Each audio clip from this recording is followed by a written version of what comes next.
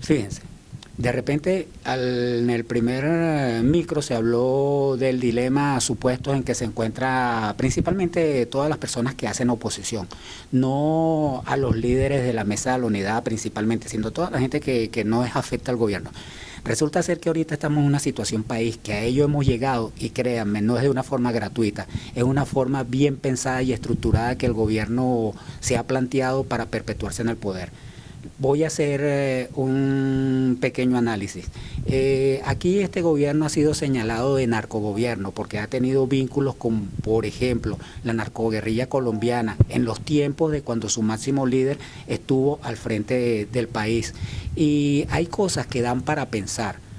Uno no se atreve a señalarlo y a hacer acusación, pero sí de repente uno piensa, ¿por qué fue que en un momento en que los aeropuertos y puertos eran controlados por las gobernaciones de los estados donde estaban ubicados esos sitios, pasaron al gobierno nacional? Uno se pregunta si no sería para facilitar el tráfico de las drogas y todo eso bajo la vigilancia de una institución que es del gobierno nacional, que se le hubiese hecho muy difícil si cada uno de esos lugares hubiese estado bajo la vigilancia de los entes regionales y hubiese sido mucho más complicado. De repente hay una historia de unos sobrinos que están señalados y uno se pregunta, y es que esos tíos ignoraban lo que estaba sucediendo.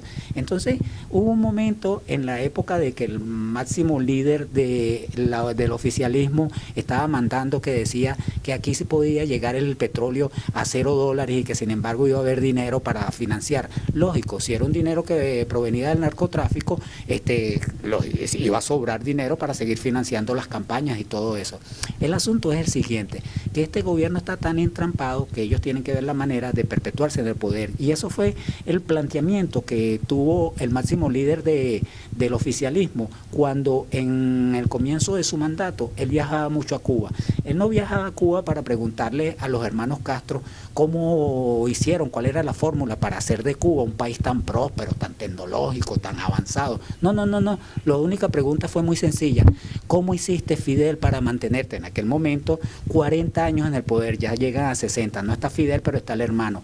Entonces, esa es la fórmula que quien está actualmente al frente del gobierno también sigue con el asesoramiento y está avanzando pues en ese proyecto como lo han, por algo muy sencillo. En la época del líder máximo de esta revolución, de como ellos lo califican, resulta que a él lo que le dijeron como fórmula fue, mira, haz que todo el mundo, me imagino que con acento cubano, oye tú, haz que todo el mundo dependa de ti.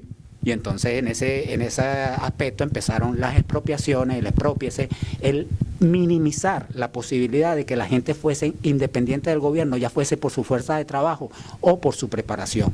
De ahí que, por ejemplo, los colegios profesionales también fueron atacados. Uno de los principales colegios que fue atacado fue el de los médicos. Un médico tiene la posibilidad de ser un empresario de por sí, aunque tenga que ver con la salud, y suene feo eso de empresario, pero puede ser una persona independiente, vamos a ponerla así, no como empresario, una persona independiente en el desempeño de su trabajo. Entonces, ¿qué le hicieron? Le pusieron médicos en paralelo y después crearon una carrera de unos médicos que ni siquiera son cirujanos en paralelo para minimizarlo. Así hicieron con los abogados, que también tienen esa capacidad de independencia. Entonces les buscaron la manera de cerrarle el colegio, de crear carreras en las universidades bolivarianas con unos niveles que son de bastante, o sea, dejan mucho que desear para eliminar esa potencialidad que pudiesen tener los abogados. Así sucedió con los periodistas, que también tenían la capacidad de ser personas independientes en el desempeño de su trabajo. Empezaron a cerrar los medios y todas esas situaciones que a la hora de la verdad nos llevan a un criterio a considerar. Me molesta y veo que pareciera que por el lado de los líderes de la oposición no solamente no es que no haya propuesta como la gente se queja, sino que a veces está desdibujado o no tienen bien ubicado el norte. Aquí se habla mucho de libertad. Ay, hay que buscar la libertad. Muchas personas podrán decir, bueno, pero ahí tienes libertad y hay medios radiales que están en contra del gobierno y nos los han cerrado y todo eso. Mire, señores, la verdad es que no es libertad lo que tenemos que buscar. Lo que tenemos que buscar es independencia, porque este país lamentablemente se ha hecho dependiente. Se ha hecho dependiente en cuanto al gobierno por parte de Cuba, donde tenemos notarías y registros que están controlados por ellos. En las mismas Fuerzas Armadas se saben que están controladas por ellos. En las fuerzas policiales también tienen gente metida. Hablan de que dicen que el G2 y todas esas personas que de alguna manera la inteligencia tanto militar como policial la tienen bien avanzada y todo el mundo está controlado. Entonces lo que tenemos que pensar es en la independencia, y esa independencia no solamente de país que está dependiendo ahorita de Cuba, que depende de China, que depende de Rusia, Bielorrusia y otros países que están más o menos identificados con este proceso, porque muchos de ellos funcionan dictaduras, sino que es la independencia hasta en lo individual. Y es, por ejemplo, a través del trabajo y a través de los estudios, como cada persona puede lograr su independencia individual. Entonces, aparte de la independencia del país, donde aquí no se produce nada y estamos dependiendo de otros países para que nos puedan proveer de alimentos, entonces tenemos que buscar la independencia en ese aspecto, y al respecto hablaremos más adelante de la capacidad que nosotros tenemos de producir, de ser un país independiente y no depender de otros países para que nos den alimentos, y la capacidad que en lo individual cada quien pueda tener trabajo y la forma de lograrse lo que necesite, que le da su independencia personal y su posibilidad de crecimiento. Mientras estos sigan practicando la dependencia, o sea, depender del gobierno, en esa misma medida estaremos sometidos, y eso es lo que están haciendo con los alimentos. Fíjense que aquí les muestro algo que se llama la pirámide de Maslow, que donde en este aspecto de la pirámide, ahí en la parte más baja está una necesidad